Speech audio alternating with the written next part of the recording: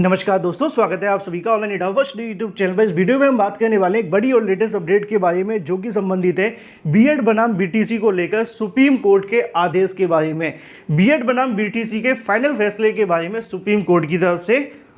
जैसा कि आप जानते हैं कि किसी भर्ती संबंधित या किसी भी अपडेट को लेकर आपको कोई भी जानकारी दी जाती है तो हमेशा ऑथेंटिक ही दी जाती है, और बीएड बनाम बीटीसी को लेकर जो भी चीज़ें यहाँ बताई जाएंगी पूरे तरीके से ऑथेंटिक और प्रूफ के साथ होंगी।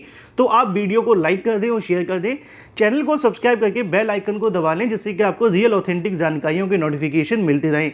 जैसा कि कुछ दिनों पहले सोशल मीडिया पर एक सवाल चल रहा था, सवाल ये था कि बीएड बनाम बीटीसी के अंदर सुप्रीम कोर्ट के माध्यम से ऐसा आदेश दिया जा सकता है कि राज्य सरकारों पर डाल दिया जाए वो बीएड या बीटीसी में से किसी एक को चुन लें, क्योंकि शिक्षा संबंधी सूची में आती तो इसके आधार पर छात्रों के ऐसे तर्क थे। इसको लेकर मैंने एक वीडियो भी बनाया था, उसमें आपको जानकारी भी दी थी कि अगर सुप्रीम कोर्ट ऐसा कोई आदेश दे देती है कि बीएड या बीटीसी दोनों में से किसी एक को चुन लिया जाए, तो इससे बीएड बीटीसी का विवाद हमेशा के लिए खत्म होने के बजाय फिर से हाई कोर्ट के जरिए, डबल बेंच के जरिए सुप्रीम कोर्ट तक चला जाएगा, और फिर सुप्रीम कोर्ट को कहीं ना कहीं इस मुद्दे पर दोबारा से सुनवाई करनी पड़ेगी।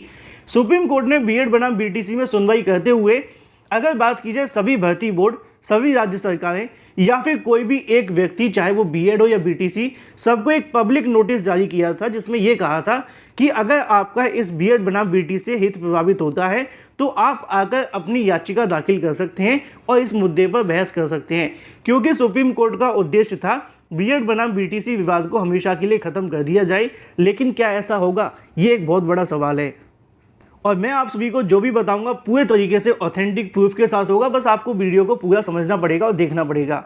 अगर बात की जाए बीएड बनाम बीटीसी के फाइनल ऑर्डर के बारे में, वो क्या देखने के लिए मिलेगा, तो यहाँ पे कुछ बिंदु लिखे हुए हैं, इनको आप समझिए, फिर उसके बाद यहाँ पे अपने जो भी राय कमेंट बॉक्स के अंदर दीजिएगा।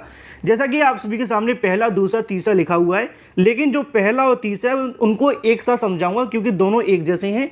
दूसरे नंबर के पॉइंट को लेकर हम पहले बात कर लेते हैं। जैसा कि आप जानते हैं कि सुप्रीम कोर्ट के ऑर्डर को लेकर बहुत सारी चर्चाएं चल रही हैं। एक चर्चा का विषय ये भी है कि सुप्रीम कोर्ट के माध्यम से आने वाले ऑर्डर के अंदर बीटीसी छात्रों को प्रथम वरीयता मिल सकती है। प्रथम वरीयता के बारे में अगर आप इतिहास जानते हैं तो थोड़ा सा मैं आपको समझा दूं। प्रथम वरीयता होता क्या है? प्रथम वरीयता वो होती है कि किसी भर्ती के अंदर 100 पद निकाले गए, 100 पद के लिए 100 बीटीसी छात्रों ने आवेदन किया और 50 बीएड छात्रों ने। मान लीजिए कि पहले जो बीटीसी छात्र हैं उनको वरीयता दी जाएगी, तो पहले 100 पदों के लिए सिर्फ और सिर्फ बीटीसी वाले छात्रों को लिया जाएगा अगर वो कट ऑफ के अंदर आते हैं। तो अगर वो 100 के 100 कट ऑफ पे आ गए तो बीटीसी वाले छात्रों को नौकरी मिल गई और बीएड वाले छात्र भर्ती के अंदर शामिल होकर भी बाहर हो गए। ये एक एग्जाम्पल है, बस वो आपको समझाने की कोशिश कर रहा हूँ, ठीक है। तो ये होता है प्रथम वरीयता। आमतौर पे क्या होता है, किसी भर्ती के अंदर जो ज़्यादा नंबर लाता है उसको नौकरी मिलती है, लेकिन प्रथम वरीयता से ये ऐसा नहीं होता। अब प्रथम वरीयता के बारे में आपको पता होना चाहिए कि बिहार सरकार के माध्यम से एक बार वहाँ के बीटीसी छात्रों की तरफ से धरना प्रदर्शन किया गया था कि भाई बीएड को शामिल किया गया है तो हमें प्रथम वरीयता दे दो। पटना सरकार मतलब बिहार सरकार के माध्यम से प्रथम वरीयता दे दी गई, आदेश भी जारी कर दिया। बीएड वाले छात्रों को ये बात पसंद नहीं आई, उन्होंने यहाँ पे हाईकोर्ट के अंदर चुनौती दे दी। मामला जब पटना हाईकोर्ट में गया तो वहाँ पे कहीं ना कहीं इस मामले पर सुनवाई देखने के लिए मिली। जजेस के माध्यम से काफ़ी लंबी सुनवाई करने के बाद में इस मुद्दे पर बताया गया कि बीएड और बीटीसी को लेकर किसी एक भर्ती में 2 तरह के नियम लागू नहीं हो सकते हैं, और यहाँ पे 2 तरह के अभ्यर्थी कहने की पार्टिसिपेट करें तो दोनों के लिए अलग अलग प्रकार के नियम लागू करना ये पूरे तरीके से संविधानों के अधिकारों का हनन है। और उसके आधार पर संविधान को उल्लंघन मानते हुए पटना सरकार के उस आदेश को, मतलब बिहार सरकार के उस आदेश को पटना हाईकोर्ट के माध्यम से रद्द कर दिया गया, और जो बीटीसी छात्रों को प्रथम वरीयता बिहार सरकार ने दी थी उसको रद्द कर दिया गया। उसके बाद ये मामला सुप्रीम कोर्ट तक नहीं गया, मामला वहीं का वहीं खत्म हो गया था। तो मतलब साफ है कि जो पटना हाईकोर्ट ने कहा था कि भाई संविधान का उल्लंघन है एक भर्ती के अंदर 2 तरह के नियमों को लागू करना, तो इसके आधार पर सुप्रीम कोर्ट तो शायद ऐसा फैसला नहीं देगी कि भाई बीटीसी छात्रों को प्रथम वरीयता दे दी जाए। इससे मामला और ख़त्म नहीं होगा, बढ़ जाएगा।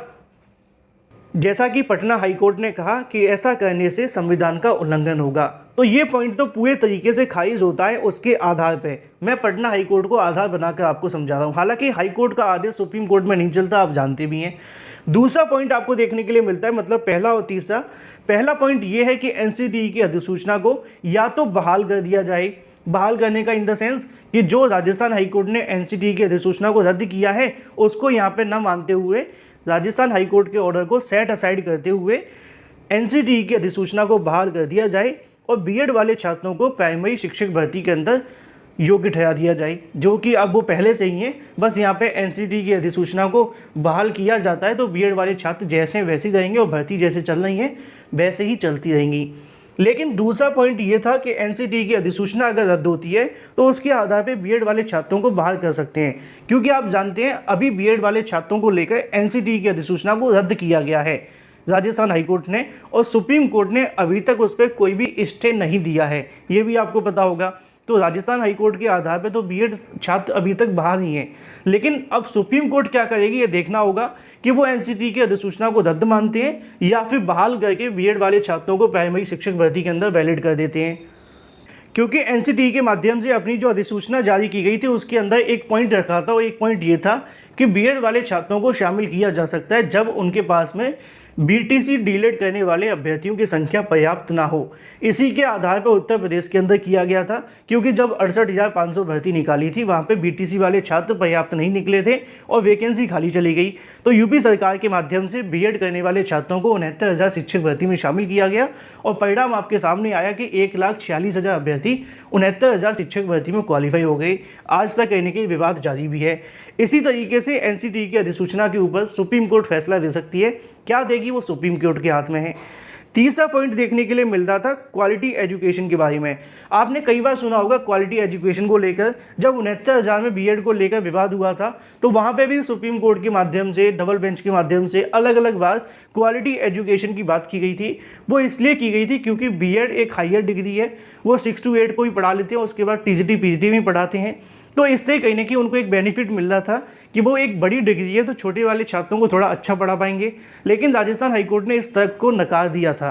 उन्होंने कहा था कि प्राइमरी में पढ़ाने के लिए जो चीज़ें योग्यताएं होनी चाहिए वो सिर्फ बीएड के पास नहीं है, वो डीएलएड के पास हैं। और अगर बात की जाए बीएड के वकील पीएस पटवालिया जी के बारे में, तो उन्होंने भी इस बात को कहा था कि क्वालिटी एजुकेशन को एनसीटीई के माध्यम से क्वालिटी एजुकेशन देने के लिए छात्रों को उसके आधार पर बीएड वाले छात्रों को शामिल किया गया था। अगर इस पॉइंट को कोर्ट मानती है तो क्वालिटी एजुकेशन के आधार पर बीएड वाले छात्रों को प्राइमरी शिक्षक भर्ती के अंदर अनिवार्य किया जा सकता है। जैसा कि मैंने आपको स्टार्टिंग में समझाया कि एनसीटीई ने जब संशोधन किया था तो उनका मानना ये था कि उनके पास जब बीएड बीटीसी मतलब बीटीसी डीएलएड वाले छात्र नहीं है तो क्वालिटी एजुकेशन देने के लिए बीएड वाले छात्रों को शामिल कर लिया जाए, जिससे कि यहाँ पे योग्य अभ्यर्थी मिले और योग्य छात्र मिले और अच्छी शिक्षा प्राइमरी स्कूलों के अंदर दे सकें। और अगर ऐसा किया जाता है तो क्वालिटी एजुकेशन के नाम पर बीएड वाले छात्रों को प्राइमरी शिक्षक भर्ती के अंदर अनिवार्य किया जा सकता है। तो ये कुछ ऐसे पॉइंट हैं जिनको लेकर छात्रों के मन में बहुत सारे सवाल थे और सुप्रीम कोर्ट के ऑर्डर इन्हीं पॉइंट्स के आधार पर आपको देखने के लिए मिलेंगे, चाहे वो एनसीटीई की अधिसूचना के ऊपर हो, क्योंकि उसके आधार पर बीएड वाले अभ्यर्थियों का अंदर बाहर जाना बिल्कुल यहाँ पर हो जाएगा फाइनल। दूसरा, वैधता को लेकर जो सवाल था मैंने आपको बिल्कुल क्लियर कर दिया। इसके अलावा एक सवाल ये भी है कि क्या बीएड बनाम बीटीसी का जो विवाद है वो हमेशा के लिए खत्म हो सकता है।